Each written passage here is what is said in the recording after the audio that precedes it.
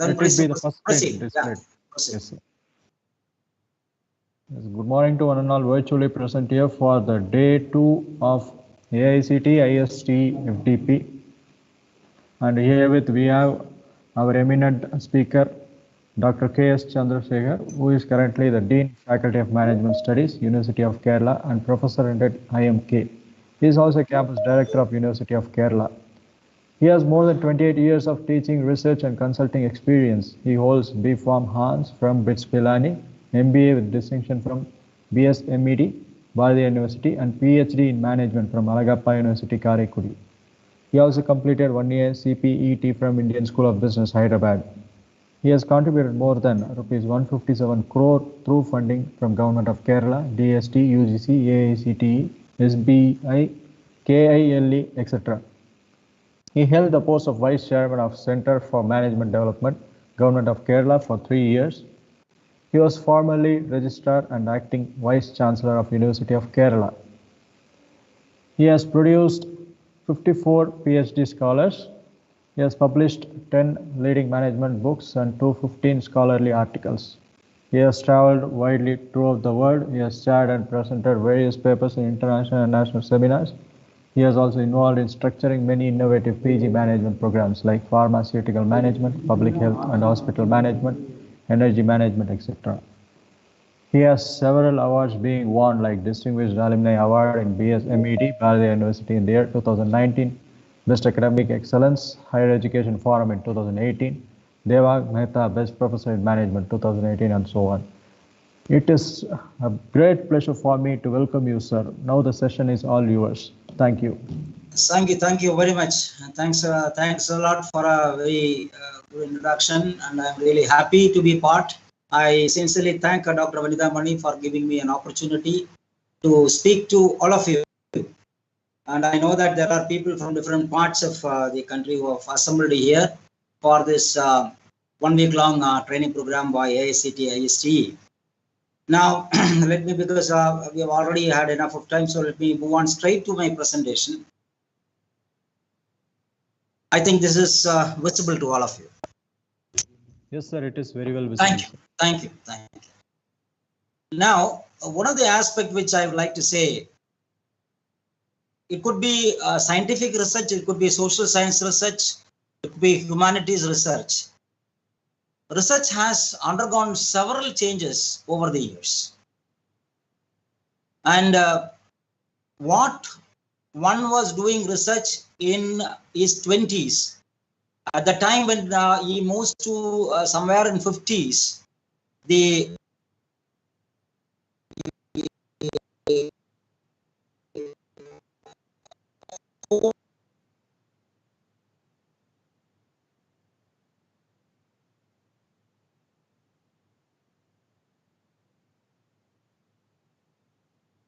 Sir?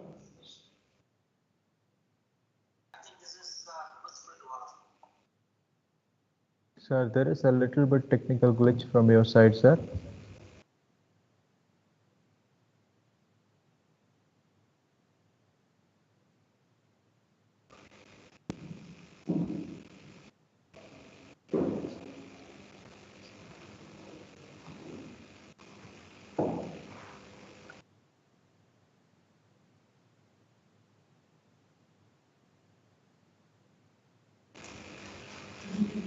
Sir, could you hear me, sir?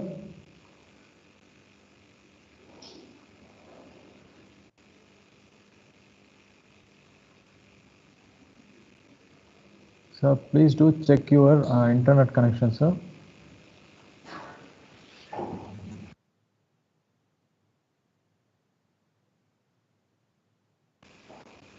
Dear participants, could you please wait for a couple of minutes as our guest faces some technical glitch. He will join back shortly.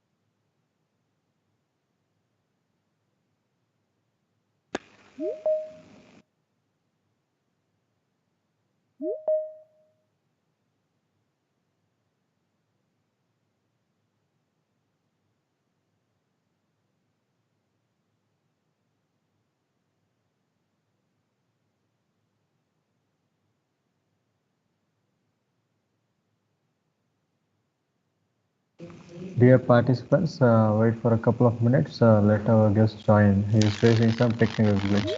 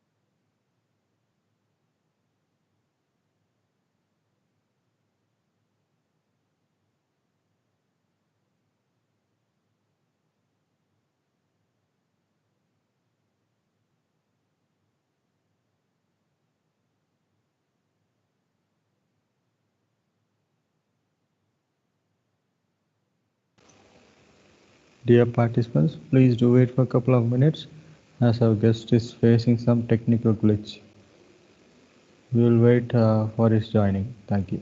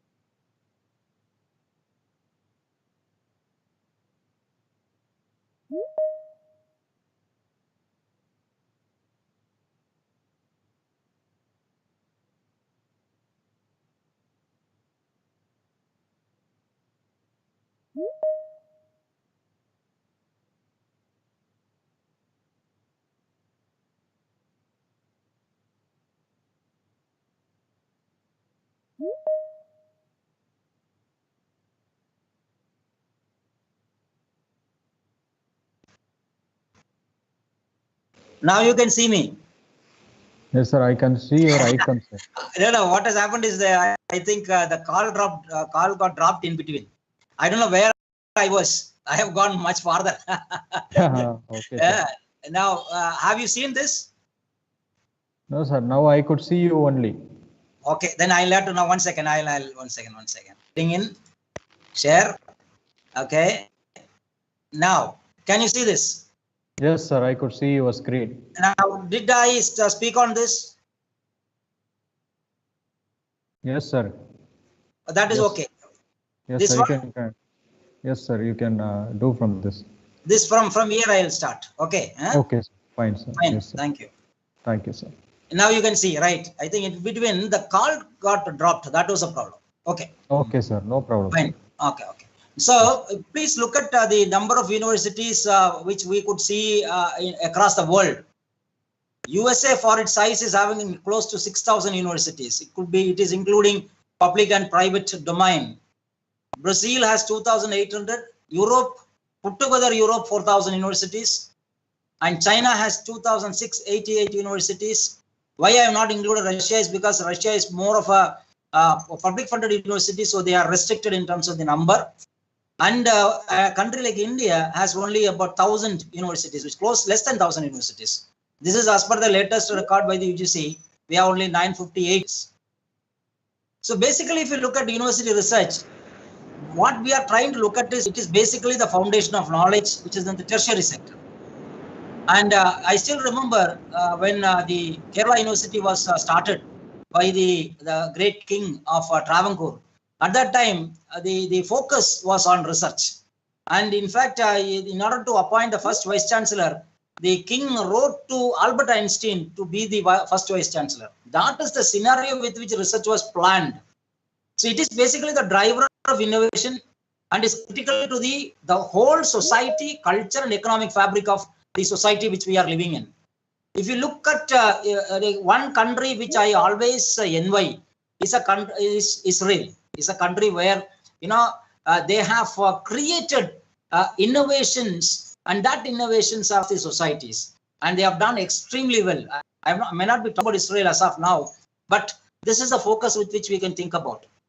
So what is happening now? Research is basically the tool which is supporting the evidence-based decision. So we undertake studies now. I know many of you would have taken descriptive research or exploratory research or whatever you're trying to undertake, which actually inform policy, which impact organization, and it influence the lives of citizens, based basically on the local front, also go globally. And some of the things which we used to say is that why Kerala University initially stopped doing the external international evaluation was that because the international profile professor is not able to actually understand how the research is actually impacting the lives of citizens locally. And that was one of the reasons why we stopped. But now the UGC has come back and said that you have to have foreign examination, so which we have included. So research as such has the power to bring diverse groups of people together behind a common focus goal. Now, why I'm trying to say here this point is because, internationally, we have moved from a single discipline to multidiscipline, and not only multidiscipline, transdiscipline. So what is happening now? For example, somebody who is undertaking a research in management, if he wants to take a subject which is on financial services and which has impact on the people as such, then we are talking about something like a trans thing where we're talking of marketing and finance as a function together. But then when we go beyond multidisciplinary, where we are talking about archaeological development and how management performance has been taken care of. For example, someone who is actually undertaking a study with respect to some major treatise, and that treatise has something to do with the humanities, and that humanities aspect you are taking with the management subject, definitely there is a multidisciplinary angle which is coming in now. But that multidisciplinary angle requires people from two different parts to come. So that's why I said it is it develop understanding of the whole world with respect to the society, culture, and physical locations. It also empowers individuals to advance our knowledge of cultures and social relations. I see, please have a look at pre-PhD registration and post-PhD, and also after PhD, the amount of research you undertake over a period of time, how the whole scenario changes. Now, even though I would have guided about 54 PhDs, now for me, there were 3 candidates who registered with me, and these 3 are a new learning with respect to how we move forward.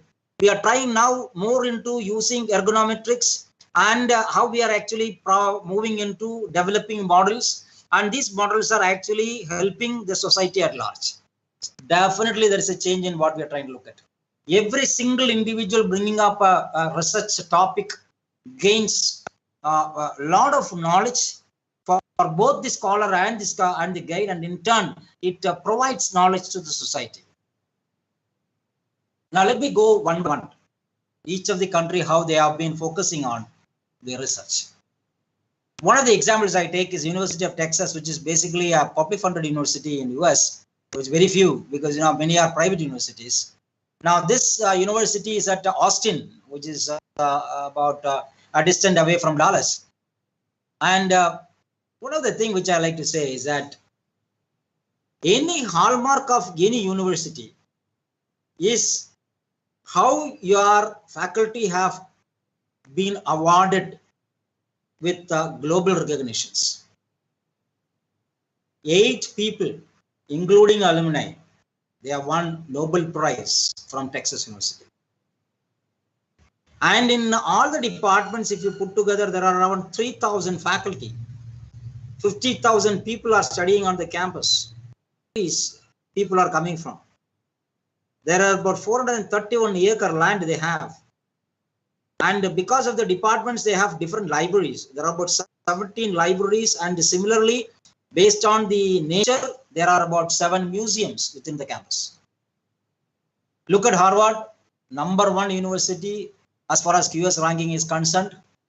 This is a private funded university. Oldest institution of higher education, 1636. Please see the acre which is covering, 5,457 acre.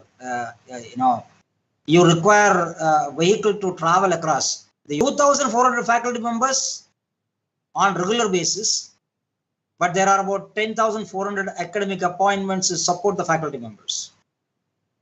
They have been very choosy about the students. Getting admission into Harvard is not easy. So they have 22,000 students, and they kept it that way because it has to be on that platform, and they expect whoever is joining with them is having a research focus in whatever program they are joining. That is why you see their rates. We're talking about 8 from Texas. We're talking about 48 people winning Nobel Prize in Harvard University. There are 32 prime ministers and presidents, 48 Pulitzer Prize winners. What is that they are trying to do? In US, their study is primarily with respect to any research platform. And also there is a dynamic live research which is being undertaken. When a student joins for research, that research will primarily deal with the contemporary issue. In fact, if you look at some of the universities like, which are into medical thing, for example, you are talking about Harvard or any other university which is also into medical field. In fact, they are working very seriously with respect to the COVID-19 issue. And all their research is primarily multidisciplinary. They have also taken up issues where global health initiatives are taken, which is able to combine medicine, policy measure, economics, government ministries are involved, and then the non-governmental organizations. And this actually, because this being, if you universities, private universities, there is heavy funding by private people. And if you look at the chairs which are developed in those the universities, for example, if you look at Stanford University, they have nearly about 49 chairs. And these chairs are funded by individual private people. And these chairs are actually doing a lot of research which are required for the contemporary help of this. In fact, one of my relatives joined university in UK. He did a work on the cancer issue, which is affecting colon. And in the end, when he was able to identify a drug which is able to actually take care of this, in fact, it is to initial stages, it could actually take care of the colon cancer. So if it is identified in the initial stages, once it goes into the secondary stages, it is difficult. But in the primary stages, if we are able to identify, this drug would have been given the Queen's Medal for that. So this is how the support is government missionaries. Look at UK, which I was just referring to. UK consists of the 4 states. Now look at one of the university which I am trying to talk consists of the 4 states. Now look at one of the university which I am trying to talk about here is Coventry. This university is the one with which Kerala University and the exchange program. And I have a very great opportunity, working collaboratively with these Coventry University professors.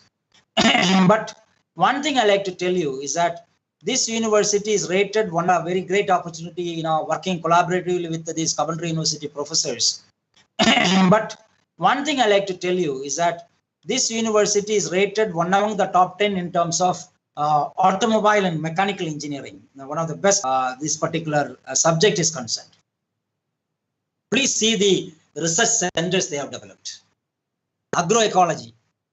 See, one of the things what they're trying to look at is what the society requires. What are the requirements of the society? And then can we able to offer something new? So it is not that, you undertake a research just like that, you come with a topic and start working on it. No. There has to be problems. For example, in the House of Commons or House of Lords in UK, they would have actually discussed on that issue is transferred to all the universities. These universities in turn start working on that. And it is munificently supported by private people across the country in UK. The funding is not a big issue. Of course, they look for the government funding, but private funding is also possible. Say, for example, there is one foundation called Joseph Rowntree Foundation. And Joseph Rowntree Foundation, they invite people to come with the new schemes and all that. In fact, there is a UK-India research initiative is there called UKERI. In fact, the professor from UK and I for UKERI funding, which was roughly about, but ultimately that was somehow it was shelved. It could not be actually taken up further, and they scaled down that amount to about $40 million, and it was jointly given to I think IIT. There are 5 universities which are proposing that. So there are mechanisms by which you can actually look at. One of the important thing, as I tell you, is funding for research. And the professors are evaluated in terms of their capability, not only in terms of the publication of articles in some of the best journals, publication of books in by the major publishers. Also, they look at how the funding comes from the different people. So please see here, these are some of the research centers. Can you ever think about having a separate center of agroecology in our country? I think there is somebody's sound, I think that's been muted. Yes, sir, I will mute it. Sir, please do continue, sir. Okay, so look at in our country, like we have about 70% of the people are depending on agriculture. But what is the relevance of what is the extent of agricultural research happening in India? You take, for instance, one of the best universities in India, Tamil Nadu Agricultural University. This university based at Coimbatore has a number of centers across the state of Tamil Nadu. And they are doing work in terms of identifying some of the new seeds, new hybrid aspects, and so many new things which could be taken up. But the scale or the magnitude with which we are doing the work is very minimal compared to the percentage of people involved in agriculture. And also, are we actually looking at the ecological aspect related to agriculture? That is where this particular area of agroecology has literally taken off. Now, water. To what extent water is a biggest problem? We feel a drought situation in Ramanathapuram district. And if you look at the Tirunelveli, Tenkasi district might have plenty of water. Are we trying to address this issue? How are we going to address this issue? We are talking about potable water, non-potable water. We are talking about water for other purposes. How are we going to actually take care of it? Have you done anything related to that? Now, water management is something which is going to be one of the crucial aspects by the time 2025 turns. There will be very much a problem which we are going to see in terms of the decline in the arable lands. And that arable land decline will affect our agriculture. To what extent? So this research center is focusing more on that. They are also looking at arts, memory and communities. They are going backwards. They are learning a lot about what are their existing arts culture, which they have. Similarly, look at the environment, about the built and natural environment. Now there are conditions given by many universities being asked to open spaces within the thing. Let's not be a concrete jungle. Let there be an open space. So there is an element of built-in aspect where there is a serious research which is happening. Business which is in society. See, it is not that the business for commercial purpose, but how the business has been taken up for the benefits of the society. And that is where the societal angle has to be looked at. For example, somebody comes with a research proposal. We are trying to look at that, whether that proposal is going to help the society at large. Of late, all our doctoral committees, we are trying to study and find out whether the society, the contribution of. Similarly, they have come out with a new thing called dance. That's again the Center for Dance Research and other things. New now reforms. Data science, which is actually improving, where the walks of life. Financial and corporate integrity. Now we've been having so many problems. Many issues have been happening with respect to markets and other issues. How are we actually trying to address that? Fluid and complex systems, which is again based on engineering areas. In fact, as I said earlier, they are the best in terms of transportation. Coventry is a number one for transportation. Coventry is number one in terms of automobile sector. So what they have done, they have focused more on the fluid complex systems. They focus on future transport cities, how it should be. What are the possible future aspects, the transport mechanism which can be possible? How the cities will be planned. We are talking about architecture. We are talking about the city, how this can be integrated into future cities. We are now, India, now we have come out with the smart city campaign, and the government has identified many cities into smart cities. In fact, Tamil Nadu has a great role to play in terms of smart cities, and Kerala has only Kochi been identified, and we are now yet to have Trivandrum to convert to smart city. So, in fact, a lot of aspects are happening with respect to converting a seamless flow of people within the cities. Global learning. What is being learned in one particular location in Lavasa and what you learn in Havana. There is something which you need to understand. Level of people. For example, you go to Tamil Nadu probably or Kerala for that matter. We have been having a language. We've been not been actually going on. If I look at Kerala, we have been learning Hindi as an additional language since the first standard. Till 10th standard, we have Hindi as a language. But in Tamil Nadu, it is not there. Tamil Nadu, it is only the two language system. You have English and the Tamil. Look at Bengal.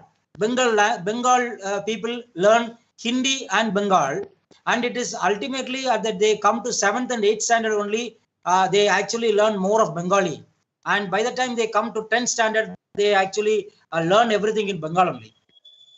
Internationally looking at any country which has come up very well, whether you take Korea, you take China, you take Russia, countries have developed based on their local language, rely on English as a language. But we have been governed by the East Indian Company for a long time that the unifying force for us is only English. And also every state has its own language. That is one of the issues we have been facing. Look at the complex of the entire geography of China. And there, but look at Korea. Korea is a small country. But there again, their study is till the end, they come to 9th standard, it is in Korean. And after that, when they move forward, they need to look at English as another language or a foreign language. So that is why national education policy has actually looked at those aspects while they are looking at the learning aspect, where a foreign language is a must for a person to learn. Because, one of the major aspects we are trying to talk about is, we are talking about the demographic dividend which India has, wherein 65% of the population is going to be less than 35 years of age by the time we cross 2025. If that's the case, then we are actually generating manpower for the world economy. It is not that we are generating world economy for our country. We are also generating for the world economy. So when you are talking about a world economy, it is imperative that we need to have newer languages being learned. Intelligent healthcare. How do you actually reduce the sort of, what we call as the palliative issues with respect to cancer, with respect to, we are talking about how the person who is treated is getting less problem as such, and what are the new technologies which you can come out with which can actually take care of it. For example, rather than pricking a person all the time, we now started getting a new technology called butterfly system. And that butterfly system has actually helped overcome this issue. But then we are now trying to learn without that how we can actually work on. Is there any technology which can actually come in, which can actually bring in newer developments? So intelligent healthcare. In fact, if you look at some of the best All India Institute of Medical Sciences or PGIMR or JIPMER, they are now working closely in terms of developing intelligent healthcare. In Trivandrum, we have an institution called Iste Institute of Medical Science and Technology, which is a central government institution. And this institution has developed a separate biomedical wing. That biomedical wing on how to actually minimize difficulty for people. A person who is admitted should have minimum problems. And also that one of the problem we talk about in allopathy is the side effects and also contraindications. To what extent you can minimize that? Post-digital cultures. Even now we talk about some of the places in our country where digital system, and there are cultures which are actually not interested. And if we are now talking about the metros, now that is where we talk about people who are literally into the digital platform, how that cultures have changed. And the sports, exercise, life sciences, how they can actually start working together and ensuring that overall health of a individual is taken care. And all these are important at the same time. Internationally, there has to be a trust, there has to be peace, there has to be social relations. If that is not there, things will not work out. So some of the subjects like politics, philosophy, sociology, anthropology, all they come together, they undertake research with respect to trust, peace, and social relations. In fact, the heavy funding has been given to this particular area. One of the things which they have done, see here, Coventry has developed a hydrogen fuel cell micro cab. A micro cab, actually, you can have about 4 people sitting there inside. This is fueled by hydrogen cells. And this particular car has become it has been patented by Coventry. And they have literally worked on, and they have see here the amount of investment which has been going in. For example, if you look at the newer cardiovascular liability, how you can actually intervene in that. In fact, a lot of people are working together, and if it is the funding value is about 10 crore as such Indian currency. Coventry University is working with Innocardia Limited, which is a private company which is based out of UK. Another one is they are focused more on what is called Center for Mobility and Transport. They have created where they are undertaking research on autonomous cars. It is about a 7 million pounds government-backed project, which will establish how new advances in technology can improve people's journeys, reduce traffic congestion, in-vehicle entertainment, safety services. All cars which are in UK will be Wi-Fi. Now, once they are Wi-Fi, they will know how to reduce the traffic. In fact, London has the biggest problem with respect to traffic. So they're now working out how we can actually reduce that. And another thing is autonomous cars, means there is no need of a driver. The cars will decide where, once you program that car, the car will take you to the location. We are now working on that. In fact, many research is now going on creating autonomous cars. For example, there are many people who may not be able to hire a driver. There are many people who would not like to travel by taxi. In such cases, they would like to go on their own. So autonomous cars are an example for that. Look at Canada. One university which I really are in Canada is McMaster University. And McMaster University is one of the pioneer in Canada, which has developed a lot of aspects. For example, they are one of the top 75 universities in research contributions. Any discovery, innovation, people always refer to McMaster. 391.6 million Canadian dollar has been used or as sponsored as research income. These are the key areas of research. They are very clear. For example, Canada is a country which has heavy winter, and in a heavy winter, minus minus 10, minus 20 degrees Celsius it used to go. If you see their transport mechanism, mostly underground transport which will be there. And only few aspects you will see. Everything is underground. And they have heated those environments. So what they have done is, whether that is beneficial for the health of a people, human health, and what are the societal issues which are happening because of that? Is the indigenous research is happening, and what sort of research is being undertaken? And sustainability for global prosperity. They are not only looking at Canada as a place where to work on, they are also actually working on in such a way that in future, what are the possibilities which the international community can actually come out with? And they are working on that. I hope all of you know that Canada is has elected a government which is comprising of people from different countries. Materials and built society. How that could be of use. See, the research platforms are primarily on a sustainable fashion.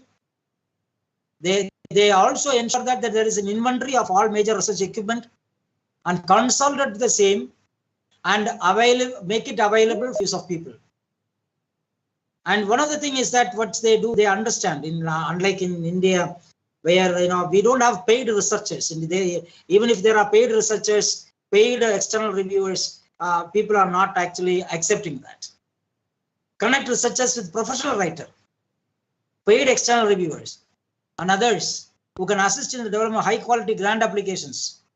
So grant application is one of the major aspects. How many grants you can actually get? Probably for one of the things which you will see that throughout my career at different points of time, I have applied for grants from different institutions in India and also international. I could not actually get from the international context mainly because the co-participants have to also provide those respect. In Thailand is with the Siam University, which is a private university, and I tried to go for a global tender, but that actually did not work out. But then for every stage I am learning, so you should not stop doing that. You should continue to go for it, and definitely at some point of time grants will be available. That looking at foundations, they are giving you grants, and the government is giving you grants. For example, in India, your UGC, AICTE, DST, others are granting the funding. So I was able to get munificent funding from all these parts. And also, the government of Kerala has been giving a lot of funding through the higher education scenario in terms of some of the institutions. So there again, I was able to do that. And another one is with respect to, we have developed a proposal called Kerala, investment board, where universities can propose funding, and based on the funding, the money to the government, and they will do the requirements, whether it is infrastructure or with respect to equipments and things like that. Research equipments, in fact. And HR term is one major equipment which is needed, is very costly, and so we were not actually able to buy it. But recently we were able to give a proposal to the government of Kerala, where I was the lead coordinator, where we were able to get a funding to the tune of about 150 crore. Of that, about 75 crore has been already released. So next 75 will come in later stages, which will actually develop the research thing. In fact, even though I am not from a science background, my focus was primarily on the science equipments, and we have been able to make a proposal and get the support from them.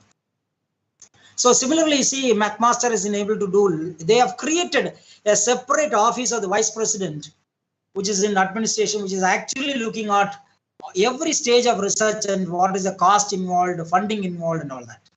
And core services offered by the research.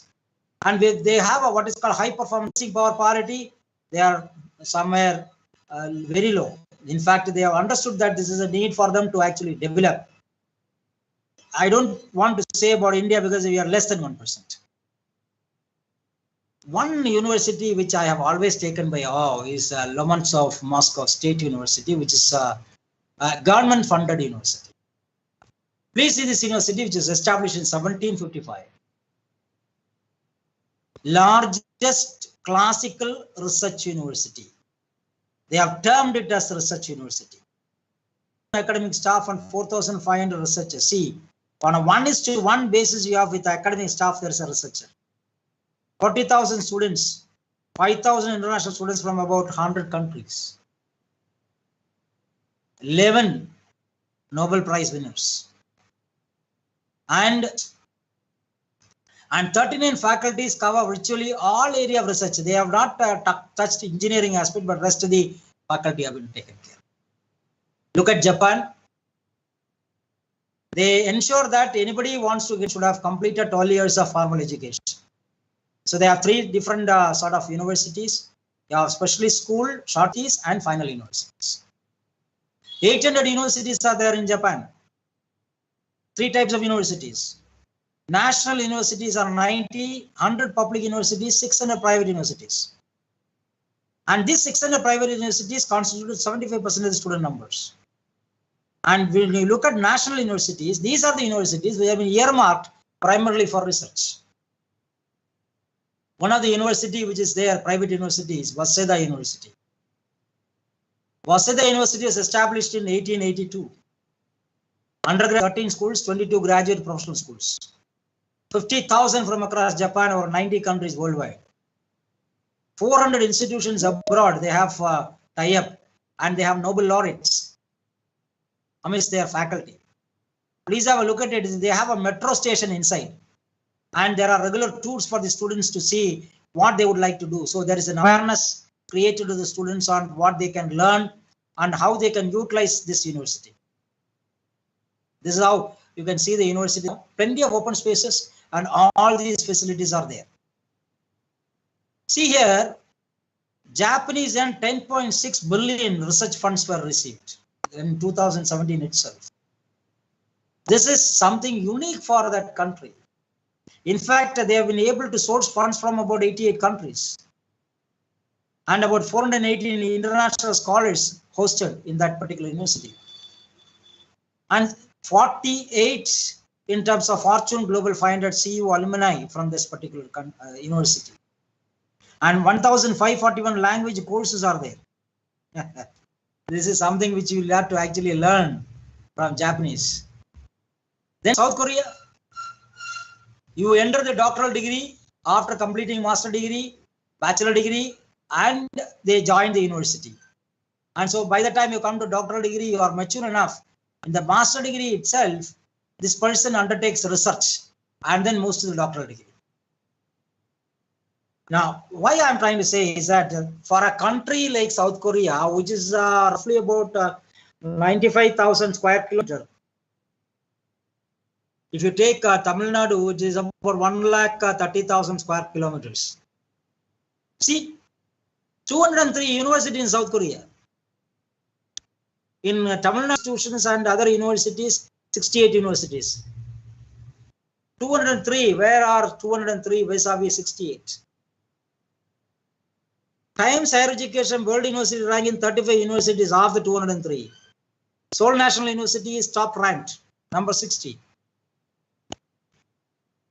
That takes us to China before coming to India.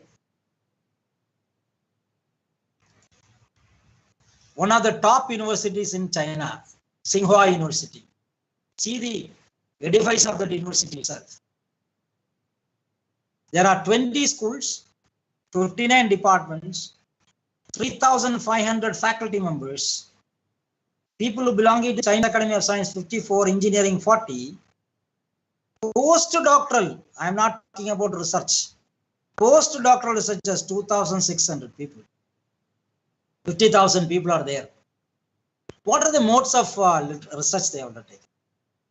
One is driving industry-university research collaboration through projects. In fact, this university has set up OLED production line within their facility. They have undertaken studies with respect to thermodynamics, mechanical engineering with respect to big press machine, and in terms of pollution, they have taken care of emergency aid system for production safety and environmental pollution outburst.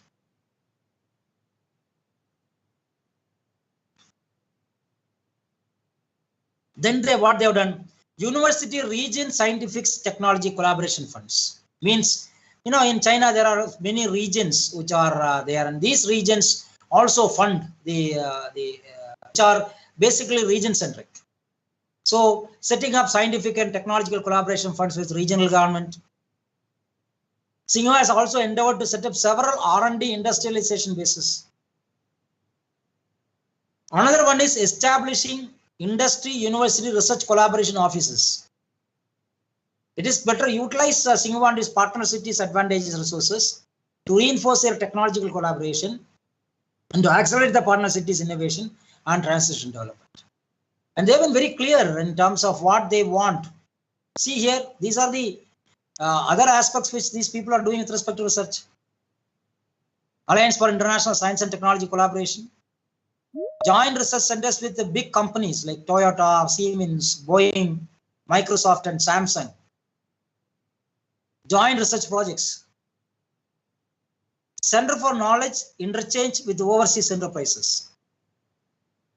They also undertake commissioned R&D. Means this university will compete with other companies and undertake research and development. And similarly, they do technology transfer projects. So they continuously go on developing technology, and they try to transfer the technology to the government or to the regional offices. 149 key research institutes are working within the university. This was established in 1911. There are 13 key state laboratories.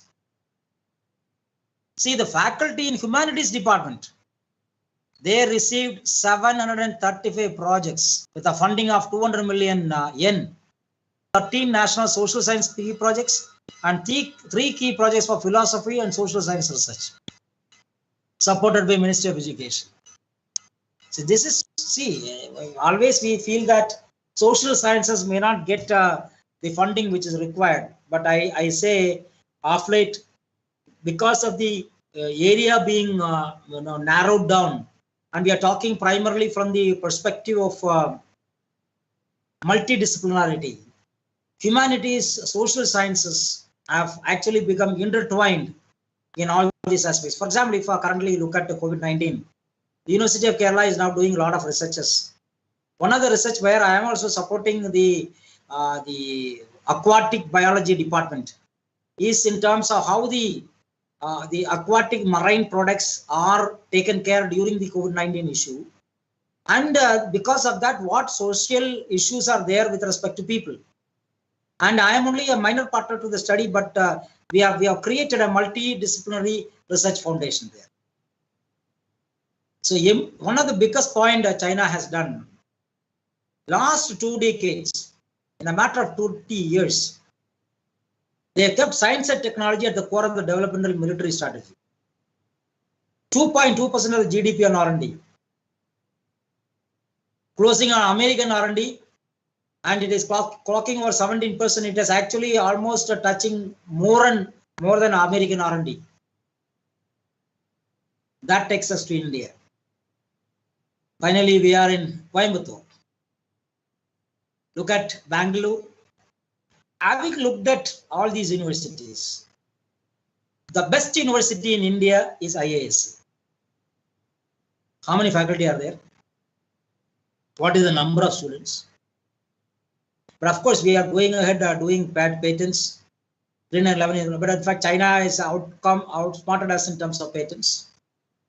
But see the faculty members in this 525 is minuscule as compared to some of the best universities in US, UK, and other things. India, R&D spending is about 0.7%. Purchasing power parity, we are only about 51,000 million. Business is about 19,000. Government is investing on 29,000, and universities are spending on 3,200. Business is doing because the business have to thrive because they require new products. So they are doing a lot of studies on R&D. Government is doing because government has to take care of their core areas. So their research is being undertaken in that particular. So in fact, you see more investment is happening in the governmental area. And the amount of money being spent on universities is very, very minuscule. So with the median age of 25 years, India has over 550 million people in the age of 25, which means we have a set of people who are ready to get into the research area. One of the things which we always say is that strike the iron, it is hot. We need to actually, when, in fact, in Kerala University, we had discussions where we wanted to come out with integrated research programs, integrated research initiatives. For example, the UGC, the new national education policy is not giving, they say that there's no need of full degree henceforth. So what we are now proposing is a PhD, integrated PhD. In the integrated PhD, a person will join in a master degree program and will start understanding a research project, and he will work for, in fact, 5 years. So he joins for an MSc in science, MSc in say biophysics. He joins for an MSc in biophysics. He identifies a biophysics subject or a problem, works on the problem along with his papers. He completes course papers and goes on to do the research. And by the time he completes the 3rd year and he wants to leave, we will give him a certificate. He wants to leave in the 4th year, we'll give him certificate. 5th year, this person has to actually come out with this dissertation, evaluated by international profile people, and based on that, we will award the degree. That will be a doctoral degree. So there is an element of, so one of the things is by the time people start realizing about research in India, one of the biggest problem what we have seen is that to undertake research, they would be somewhere around 30. Of course, there is an advantage to that because that person has already worked on the various areas and now knows that what is an area which is going to be useful to him or her. But then we need to actually work on at the very young age. So at a young age, if you are able to bring in a research dimension to that person, the research focus will totally change. So see the people who are in the 0 to 14, about 1.1 billion, which means 32%. No, of the 1.1 billion, 32% are there, which means this 32% is to be given. I think national education policy is addressing that aspect. Always have I have always felt that they have, Indian government has at every point of time has sidestepped universities. Whether it is funding for research, training, the government has always focused on IITs, IIMs and AIMS. Technology-oriented institutions such as IIT and IISc focus on technology engineering, which is not taking into consideration social science aspects. And they are diverse from social and behavioral science, humanities. So what usefulness of the research in the developing world environment of the country needs to be looked at. So decoupling of technology, engineering, social science is not unique to India, but it is characterized by all developing economies. So it's that world-class universities, whether we can generate or not. That is why in the aftermath of the NEP, the government has now asked IITs, IIMs and all to start offering other subjects which they have not been taught. For example, IITs were focused primarily on the engineering platform. The government pushed them to come with integrated master degree courses in sciences. So they have a MSc program in sciences. And these courses are actually aimed at research orientation. Now they are asking the IITs to start liberal arts. So something like an MA language. And then already they have introduced, some of the IITs have introduced. So they are trying to bring in the liberal arts into the platform so that literally IITs become not only technology-oriented institution, but all-pervasive university as such. One big problem we have been saying, 17 central universities, 14 IIMs and 15 IITs. But what has happened? 35% of the faculty have not been recruited. There is still shortage of faculty. You take, for instance, Central University of Kerala and Central University of Tamil Nadu in that universities. I am bringing your attention to two aspects: academic ranking of the world universities, that is ARWU, and another is QS ranking. Now, what is the criteria which is adopted? Why is it that Indian universities are not in the top list? Very clear. Tell me how many universities in India have been able to generate Nobel Prize? Staff of an institution winning Nobel Prize. IISc has some of the best people working there, including CNR Rao, Professor Balram, and others who have done a lot of work in terms of research, but they have not been able to win a Nobel Prize. Top 200 highly cited researchers in 20 categories, if you have 20%. Papers published science specific, 20%. Science citation index, social sciences, science index, 20%. Academic performance, 10%. I tell you, we are able to come only within the 30% bracket, and so 70% we are ruled out. Because we are ruled out of 70%, we can never come into the ARW ranking. QS ranking, there are 4 aspects. First, primary thing is research quality. Then comes teaching, international, graduate employability. What are they looking in research? Peer review and citation per faculty. The citations are very, very important. I had other day Professor Balram making a presentation to our university. In fact, he has 3,400 citations. In fact, one single is presented as 3,400 citations. And that he did recently. How many citations are possible in a social sciences? It's very difficult. But at least scientific things you can actually work on. I don't know how many of you actually have registered with ResearchGate. I request all of you to register for ResearchGate. ResearchGate goes on evaluating you in terms of their score. And that score is the outcome of what is the level at which you have actually contributed. I have some of my friends who have nearly 60, 70.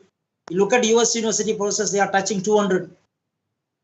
I started late and now I am somewhere on 13.5 and I have at least 50,000, 30,000 odd people who have read my papers. But that's not enough. Internationally, people are reading more. So your articles need to come in such journals which are being reviewed by people, read by people. So one aspect which I wanted to mention here, research quality is important. That is why in the QS World Ranking also, our universities are beyond 800. IISc probably is number 1 in India, which comes to around 500 plus. That's not enough. We are looking at 200 plus. That's why they have totally changed the, the human resource to education, where NEP has been actually looked on. See here, what is the percentage of people doing PhD? 0.4%. This requires an increase. That is why the government has come out with, in the NEP, multidisciplinary education research universities. I understand the central government is planning to bring in about 14 universities across the country. These universities are going to focus primarily on research, which will take into account integrated degrees, which will take into funded research, whether it is from the government or. Now I'm entering the last stage of my presentation, which is on Elsevier's findings on research. They said that there are many elements which are important for any research. One is technology, funding, political uncertainty, population shift, societal challenges. Now that will transform the research information and how it is created and exchanged. So how do you look at the funding? Again, question is whether the government will continue to fund. There is a question mark. China is stepping up funding and production of research. Research agenda is changing. Where we are trying. China is stepping up funding and production of research. Research agenda is changing. Where we are trying to talk about how you convert the research to accessibility to people. Open science is something which is very important. They are expected to spearhead adoption of open science. There will be a lot of conflict of interest, but still open science will take off. Metrics will continue to expand. See, one thing I like to say in India, if you look at why is it that the technocrats are more looked after from India? There are plenty of people from India who are employed in US, who are I'll call them technology savages. They know how to plan the numbers, how to bring in logics, and how they can actually come out. One of the biggest problem we have done in India is some of the brightest talents have been, and they get into IITs, and from there they move to the developed countries. They serve there. Look at some of the Nobel Prizes which is won by India. About 7 are there. Of that, nearly 4 are based on the research which is done in US. That is appalling. We need to give equal weightage for people from technology background, arts background, social science background, humanities background. There should be avenues for everybody to perform. And when you have that avenues, metrics would actually help us, and as Indians, we are able to actually do well. Now look at what is happening in the changes. The 10 years, there's going to be new technologies going to come in. I'll talk about that later. So because of that, behavior skill sets will change. Now look at the people now, the students, they are more into digital platform. Even within the class, there are people looking at mobile phone only. They are not coming into the real classrooms. They are looking at collaboration. Now I am talking about collaboration between institutions, between universities, between industries. Big data is becoming a major point. I think we are doing a lot into big data. Artificial intelligence, machine learning, blockchain has actually changed the way. We're talking about augmented reality, virtual reality. These are the new areas of technology. But then, are we looking at the evolutionary technology, or are we looking at the revolutionary technology?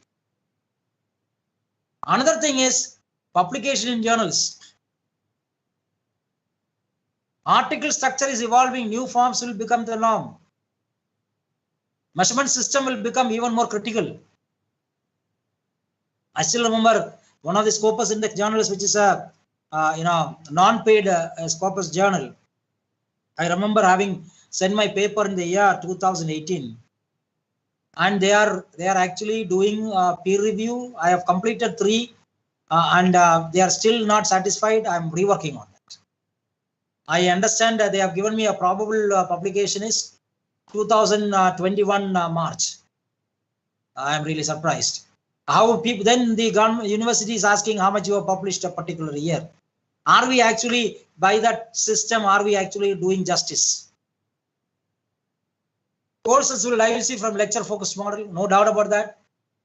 They are changing structure. Technology will become serious higher education content. There are 3 scenarios which Elsevier has come out with. One they say is a brave open world, where the state and the philanthropic funders align their goals, approaches, and principles, resulting in open science taking off, aided by technology. In fact, I did my doctorate from Alagappa University, and I still revere the great Alagappa Chettiar, who was a philanthropist, gave away the whole land he had, and the college is set up to convert to university by handing over to the government. How many people will be willing to do that? And the state, to what extent the state is willing to actually go ahead and do it? And there the focus, open science, where multidisciplinary is always involved. Second scenario we are talking about is with respect to technology titans. That's what we call as tech titans. Take such ecosystem and become knowledge creators and curators in the world, where industry funds more and more research. In fact, sometime back we had a talk with discussion with Tata Group. In our place called Techno Park, we have Tata Consultancy Services. What Tata says is that if you are are able to give us establish a technology research center which will work closely with the university. And our government is set to take a decision, or because we cannot take a decision, the government has to take a decision. Once the decision is taken, we will have companies operating within the campuses. One of the aspects which now the NAC, NBA are now trying to work out is how many companies you have developed, and these companies are working within the campuses. We are talking about incubators. From the incubators, how many of them are actually flown out to become separate companies? In this context, in our university, we had a detailed discussion, and we had decided to launch a course called MBA Entrepreneurship from 2021 admission onwards. This is in tie-up with Center for Management Development, which is a Government of Kerala institution. So the first 2 semesters, there will be papers relating to fundamentals in management, fundamentals in entrepreneurship. And the 3rd and 4th semester will be setting up businesses. So when we select a student, it is not based on entrance alone. We give 50% weightage for the entrance, but then the rest of 50% is divided in terms of what business plan that individual has. What is the research focus that particular person has? And based on that, we will select students. We have decided to restrict the number of students to 20. And in the end, by 2023, we expect that within the campus, we should be able to have at least 10 companies registered. Like already we have companies registered in our university, but we want to add through this program newer technology companies coming. Third scenario which Elsevier has presented is on Eastern ascendance. They said clearly the focus is shifting from Western context to Eastern context. There will be growing economic power of China, focus on R&D, and this will result in a fragmented world. If you look at the number of articles being generated internationally, whether it is cited papers and all that, if you look at the country, primarily you will see countries like China, India, Japan and South Korea from the eastern part. You have UK, we are talking about US, in fact Germany. They are doing a lot more from the Western context. And what is expected is that the total number of papers in highly cited papers will outnumber the Eastern papers will outnumber the Western papers. And if you add the Eastern people working in Western countries, then the contribution of the Western countries will come down. That is what they given the scenario. So this is what the possibility. You could either look for evolutionary technology or revolutionary technology, converged or fragmented thing, or you can look at the controlled and open science area. So what is in store for research in future? Collaborate with the industry. Include external people as advisors in the research project. Interview them as part of research. Explore how the research fits in their product development. Make them part of the doctoral advisory committee. Engage them with career events. Work with government and policymakers. One of the important aspects as far as governments are concerned, I always have felt this way because our government in Kerala, we always work with the government and do things. Whether that is happening with other state governments, I am really worried because, for example, if a particular government is established in Tamil Nadu, for instance, 2021 there is going to be a new government going to be formed. When a new government is going to be formed, they should sit with the policymakers, bureaucrats, and the academicians and look at what the next 5 years, the changes which are required, and what research the government expects from the academicians. And in the years to come, there's going to be more use of digital tools and also open research practices. Definitely, if the academicians are included in the policy making initiative and all novel research areas, I'm sure the research will change in our country. These are the areas which we talk about, which is actually changing the way. I think you cannot be good in terms of basic fundamentals. You should be good in terms of technology, where cybersecurity, voice technology, analytics, voice technology, which again I said, IoT, Internet of Things, artificial intelligence, virtual reality, automation, all are going to play a crucial role in the years to come. Thanks a lot for your very patient hearing. And if there are any questions, I am willing to answer if I know the answer. Thank you.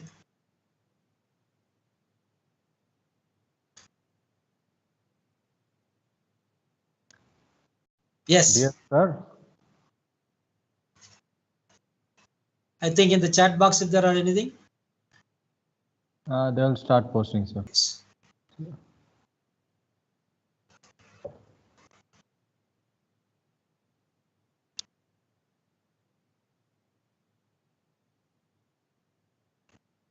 So my humble question or request to you, sir. Yeah.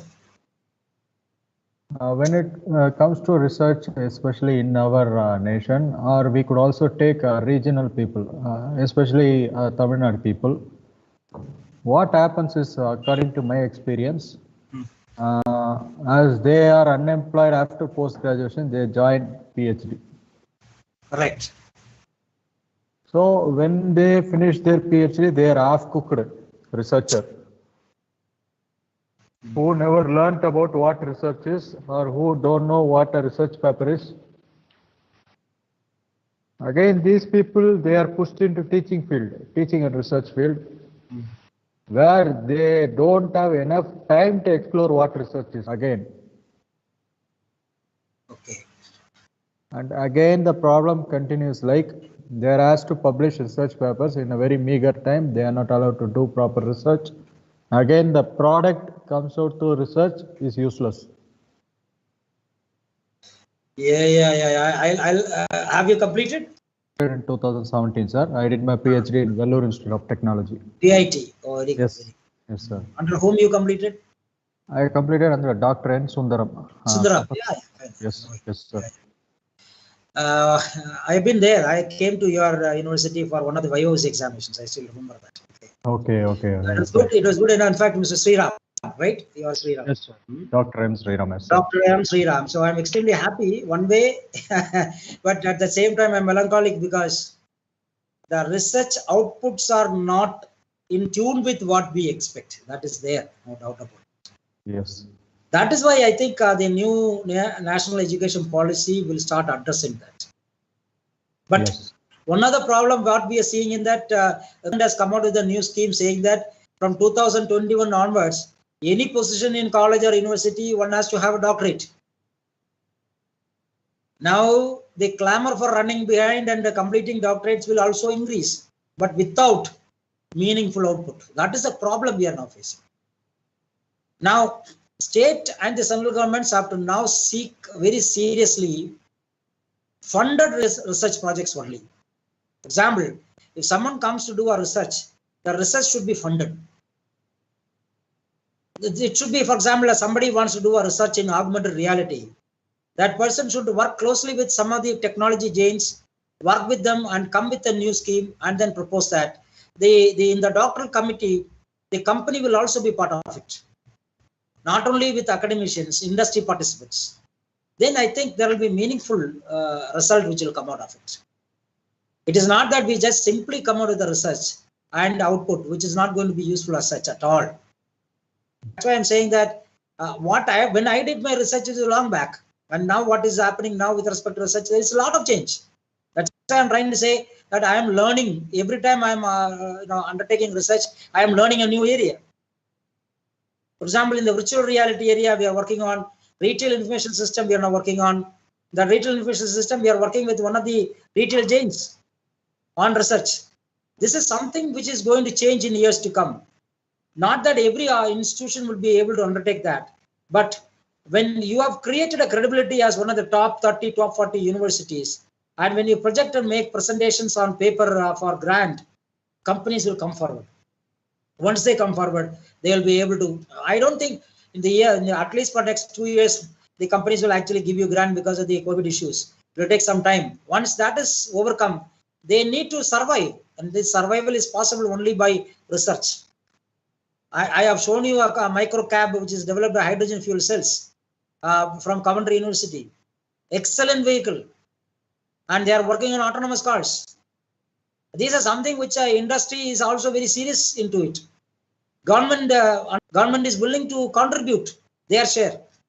I think that is the level at which we need to look at. In fact, Ministry of Education has to have separate division of research, which actually fosters and augments the research facilities. Then only I think there will be meaningful research outputs which will come out in our country. Thank you for the point, Dr. Sriram. Excellent explanation, sir. Thank you so much. We could ask other participants to unmute and discuss with our resource person. You would get some valuable inputs with respect to research. And you made a very excellent presentation, sir. You have covered all the global perspective, and you just showed the state of India, where it is exactly. That's and right. you have also touched a very important platform which we use for research, LCWR. Yeah, that's what it is. LCWR's output is very important. That is why I've taken. So we are also running towards Web of Science, Clarivate. Web of Science, yeah. Yes, sir. And I was also shocked when you said your paper is being processed from 2018. Yeah, 3 years. Now, what will happen? Like, for example, the university says, "Where is your paper?" You know, you say it is under review for 3 years. How do you answer that? That is another problem here, sir. In India, they ask for quantity, not quality. That is another thing need to be focused. No, another one which I did in Philippines journal, and I worked with one of the universities in Philippines. I gave a paper there, and you know, it is still under process. They have not yet confirmed with me. They said it will be published shortly.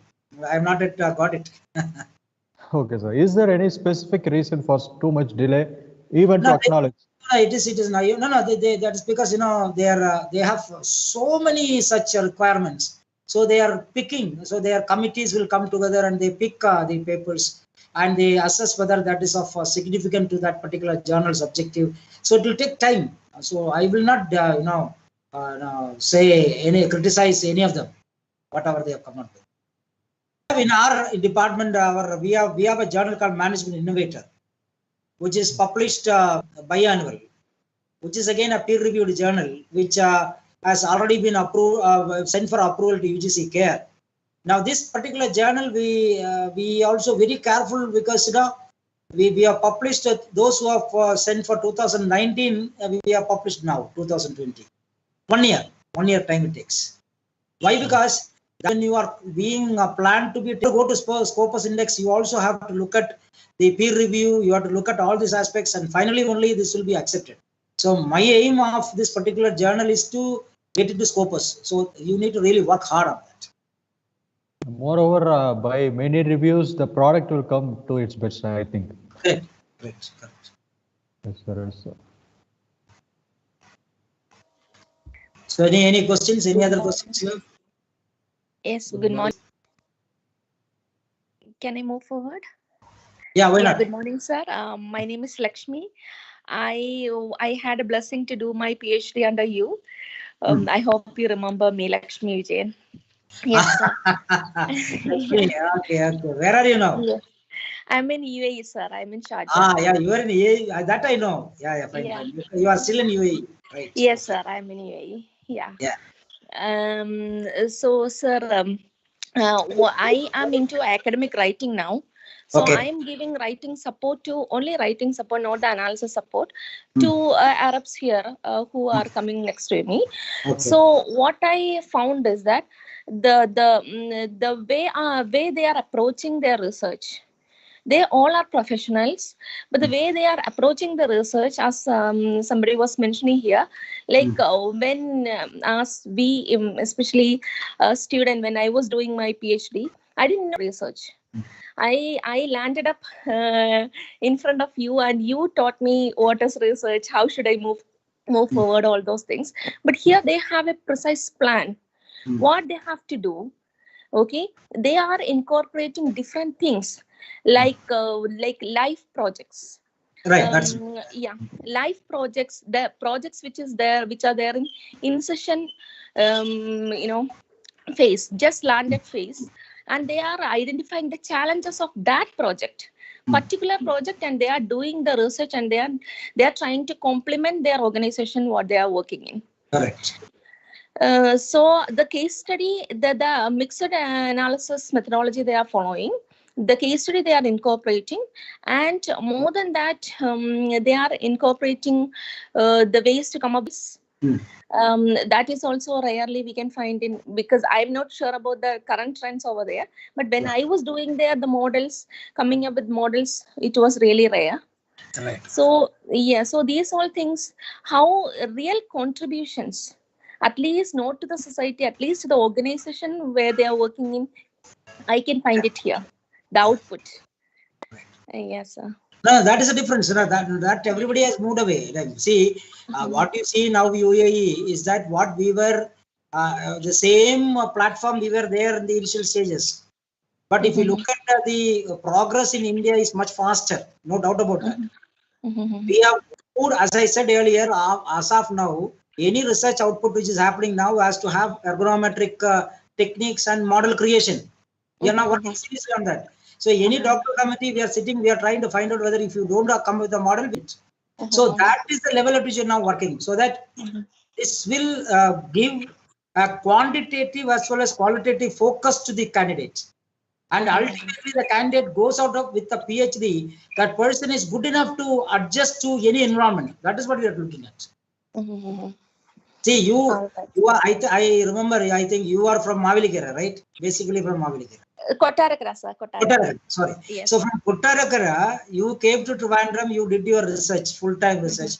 You are a JRF scholar, correct? Yes, yes, sir. Yes, you sir. did a JRF, you went to SRF, you completed your research, you published as many number of papers. I still remember having taken a lot of effort. Now you are in a different country and contributing to their society. That's the point.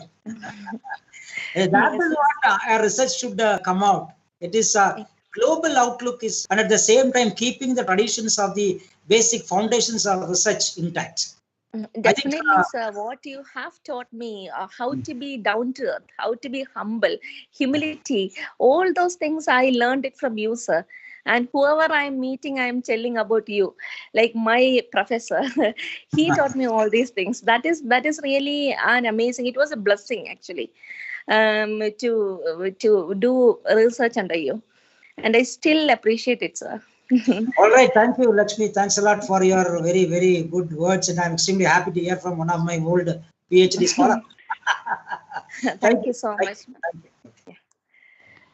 Thank you, ma'am. I think you both have brought back your memories. Yeah. Yes. Through this platform, I'm glad. We saw the way you conversed. It was too matured and professional. I hope previously it was not like that, but now the things have changed, I hope. Yeah. Thank you so much, ma'am. I think people are, yes, Mr. Karthik, yes. Good morning, sir. I'm Dr. Karthik. Yeah. I'm commerce background, sir. Yeah, very good. Can you tell me, sir, unpaid scopus above science for commerce and management, sir, related to finance, HR, and marketing, sir? Definitely, that is, you have thousands of papers available internationally. Okay.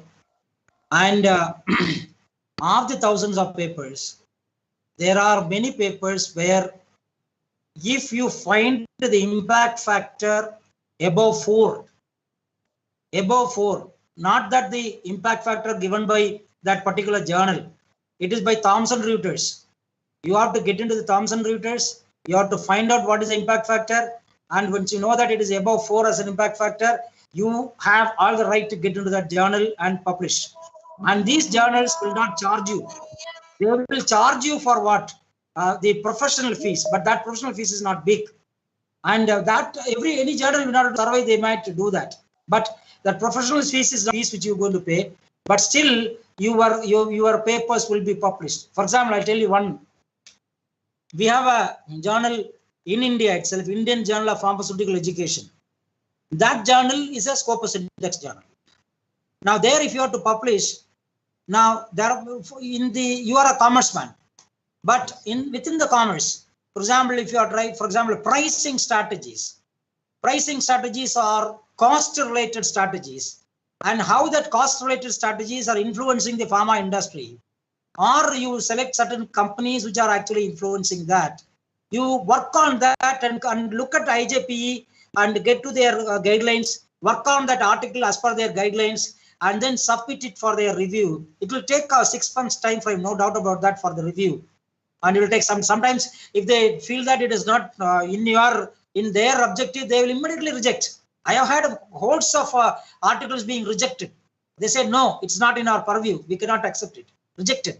Now, once it is rejected, only we can go to the next journal. We cannot, once something is now under process in one journal, you cannot take that article to some other journal.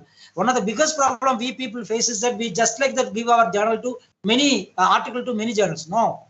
Once you are given, that journal will work out. And IJP, they will give you a guideline. They say that yes, and they'll do a pre-review, and based on the first pre-review, second pre-review, they'll say that, yeah, this requires changes.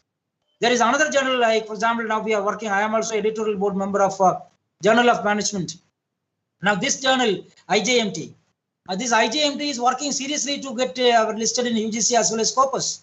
And they are very strict with respect to the editorial things. In fact, any article comes in, it will undergo 3 stages of screening.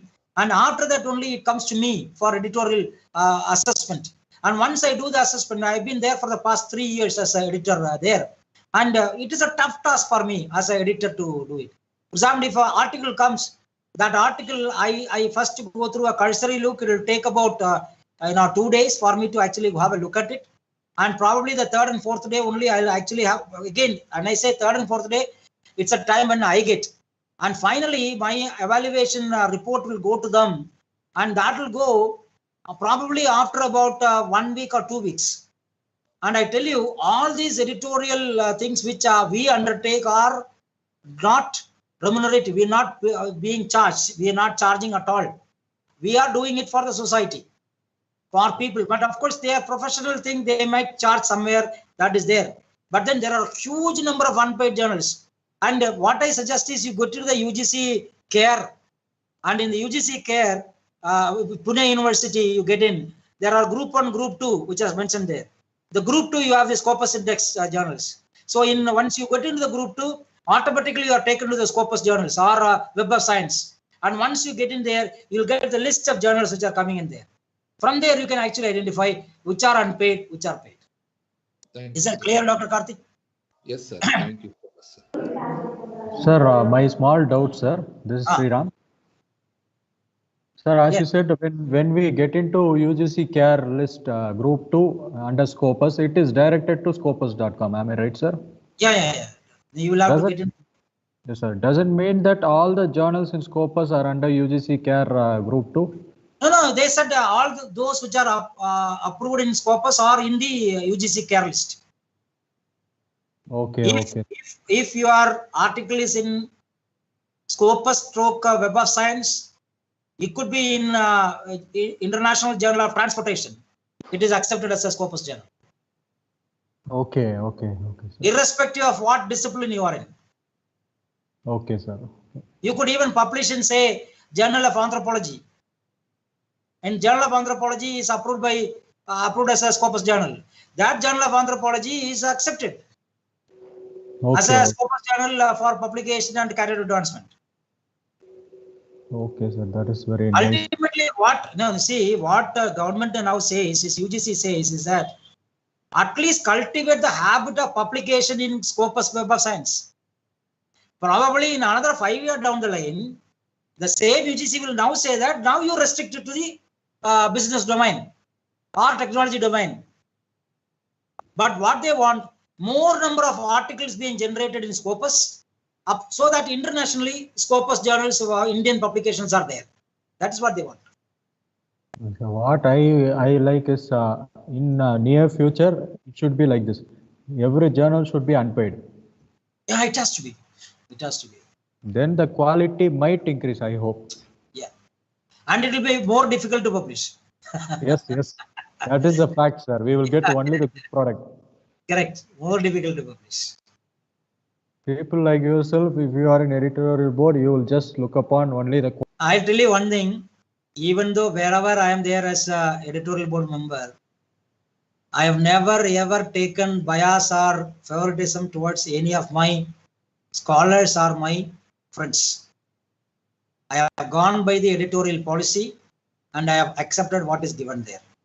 It is not with anybody's thing. I've never accepted that, because otherwise, what is the fun in doing a research and doing review? Not good. Yes, sir. Yes, sir. Right, sir.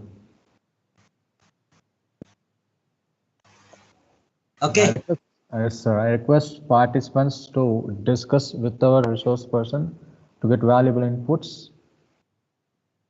We will just wait for 2 or 3 minutes, sir. Why not? Are you all right, sir, with that? Yeah, why not? Why not? No problem. Yes, sir.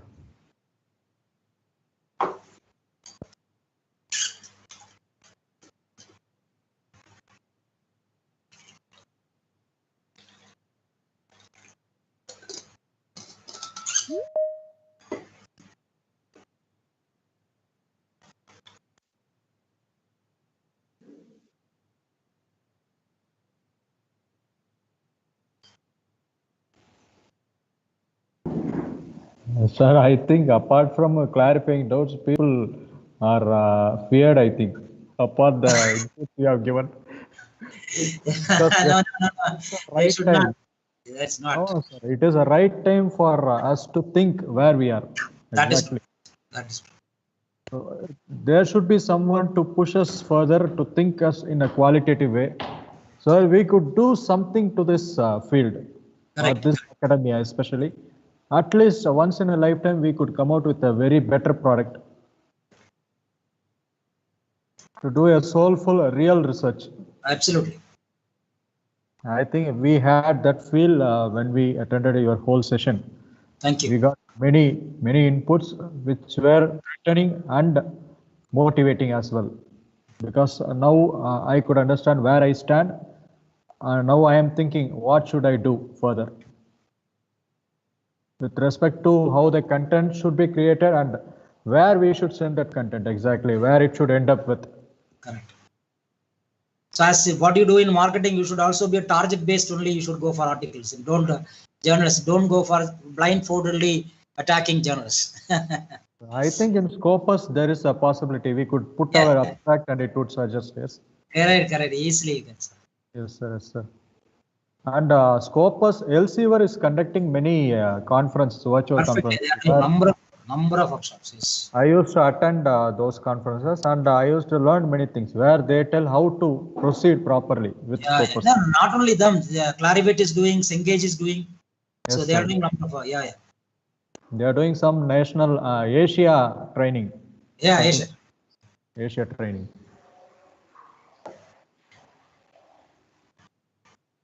And I think as we don't get any posts or discussions from people, I think we could come to an end, sir.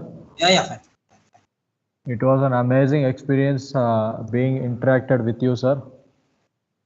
I think we have met once in Karparam College of Engineering. Correct. Yeah. I do remember you, sir. It was such a honor to talk with you again. Thank you. And I also thank all the participants who have been patiently and silently listening to your wonderful session, especially on research, which is a need of the hour. I also thank my director, Dr. M.R. Vanithamani, for giving me this wonderful opportunity to host this whole session. I also thank the management, Karparam College of Engineering, and AICTE, ISTE for funding this wonderful program. Thank you once again, sir. Very soon we will have many sessions through you where we would get many inputs for our wonderful growth in the life and in the profession, sir. Thank you so much, sir. Thank you. I thank Dr. Vanithamani, Dr. Sriram, and the university, Karparam University, the engineering college. I thank every one of you, and I thank all the participants who patiently listened to my presentation, and to my scholar Lakshmi who are asking or supporting the points. Thanks a lot. Thank you. Thank you so much, sir. Thank you.